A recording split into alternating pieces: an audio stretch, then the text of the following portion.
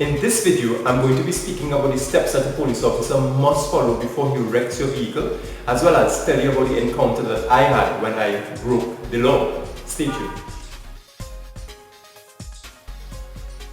So, I was on the island of Tobago, which is a lovely place. If you haven't visited Tobago, make sure that you do that at least once in your life. So I was there for work. I had a matter, a trial at the magistrate's court. So here I am, night before and early in the morning, finalizing my preparation and rushing to court now because I want to be there on time. So I arrived around 8:30. Looking for a park, I went into the car park of the magistrate's court. There was no park there. So I went by Mr. Bob, who is very close to the court. Looking for a park there was no park there as well. So then I went, now looking at the main road, see if there was any parking there, looking for any no parking signs or so. I didn't see any of that. So I decided to park my vehicle along a line of other vehicles that I saw.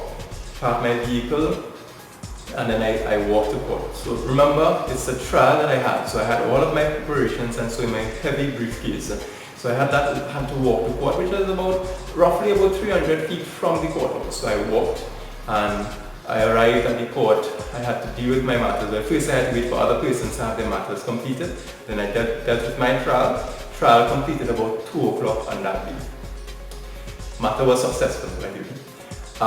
So right after that, I decided to walk down with my big bag. I had my jacket untied with me. So I had to take my jacket off because, after a long day's work, you want to kind of relax. So I'm there walking out to my vehicle, and I'm not seeing any vehicle at all on the line of vehicle where I parked my vehicle.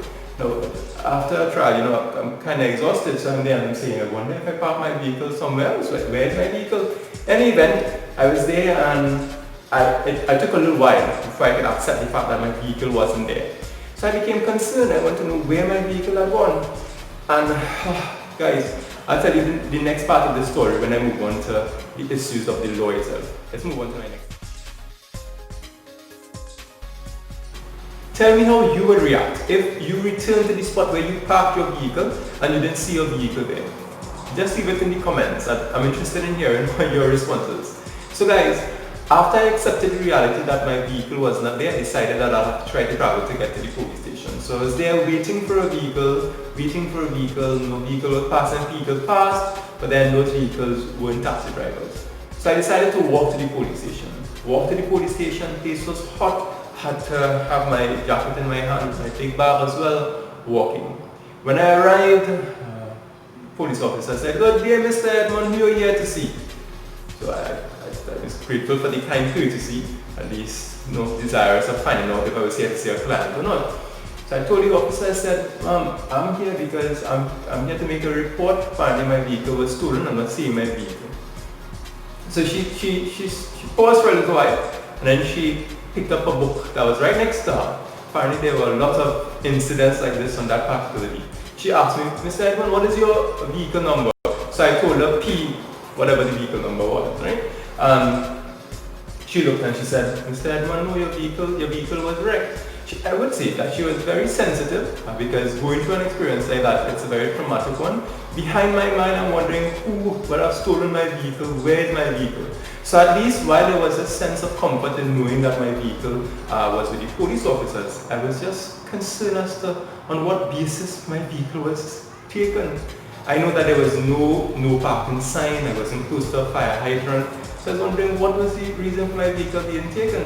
So she then read and she said that my vehicle was obstructing the flow of traffic. Now guys, the laws in Trinidad and Tobago and in other places in the Caribbean as well, it speaks about what gives the police powers to actually remove a vehicle or wreck a vehicle or tow a vehicle from a particular spot.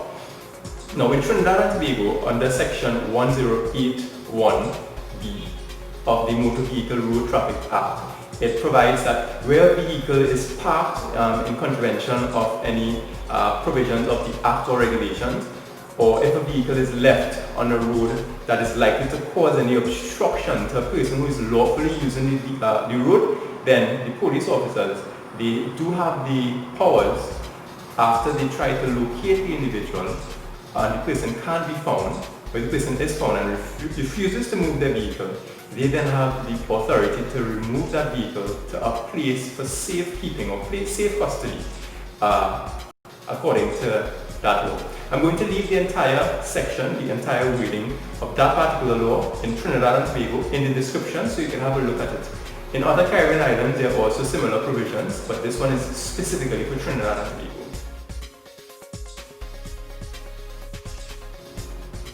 If you're subscribed to this channel, you will know that in some of my other videos, I spoke about whenever a power is being exercised, it must be done through a procedure.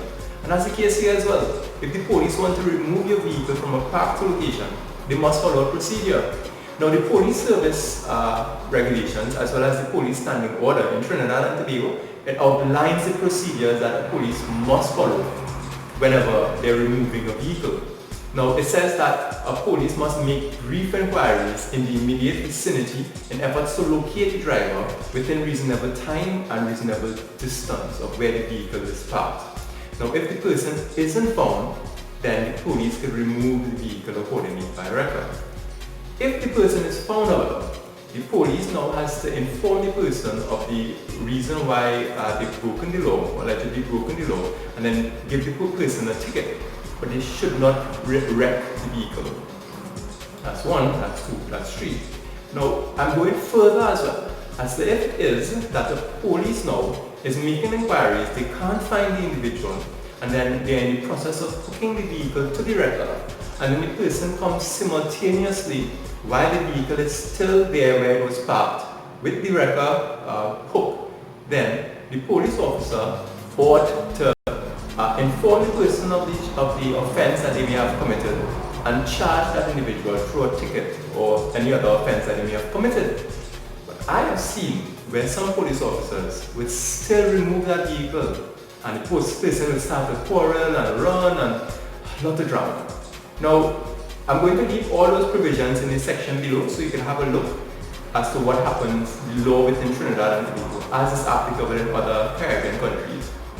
Now here I am at the station having a conversation with the police officer, making inquiries as to what were the efforts the police officer made in trying to locate me and all this kind of stuff. Now, I'd like to believe that I'm a person of reason and I'm a reasonable person and a fair person. I had conversation, I made my inquiries, etc. and at the end of it all, I conceded that I may have acted contrary to the law as to where I parked my vehicle. With that being the case, I then made inquiries from the police officer. What's the next step? How much is it that I have to pay? Because section 109 of the Motor Vehicle Road and Traffic Act says that in order for the vehicle to be removed, I need to pay or released, I need to pay for the fees the police and they incurred in moving the vehicle from the park position, as well as any other additional fee for storage. I'm going to leave that as well in the description below. So while I'm there having a conversation with a very pleasant officer, me recognizing that I've done something wrong and accepting responsibility for it. And that's how it is. If you know you did something wrong, accept responsibility. If you know that your rights are being infringed, make sure that you fight for your rights to the fullest of extent, because you can't have arbitrary powers being exercised and your rights are being infringed. And considering all things, I realized that I was wrong. So while I'm there talking to the police officer, the next police officer came out and made inquiries. Wait, the lawyer broke the law, started to laugh about it. And for me, I just took it lightly. And I responded, I started to laugh as well, and I said, no boy, the police and they stole my vehicle. And we laughed about it, and I leave that right there. So you guys, that is the law in reference to the wrecking of a vehicle and the procedure that a police officer must comply with. I'm leaving it in the description. If you haven't, make sure that you check my other videos. There's some very interesting video. I did one regarding what frustrates a lawyer. That's a good video. You should look at that one, as well as I also did some with some memes and so. If you haven't subscribed, make sure that you subscribe, and I have some very interesting videos coming up. I want to also hear from you. What is it that you think we need to do as a country or different countries? What procedures and what regulations need to be introduced to prevent the wrecking? I'm going to leave some points in the discussions below, but come on, just leave some comments there. Let's have a conversation regarding it. How could we improve the transport and the wrecking system Well, not wrecking system, but how could we reduce the amount of vehicles being wrecked. I'll see you in my next video. Take care.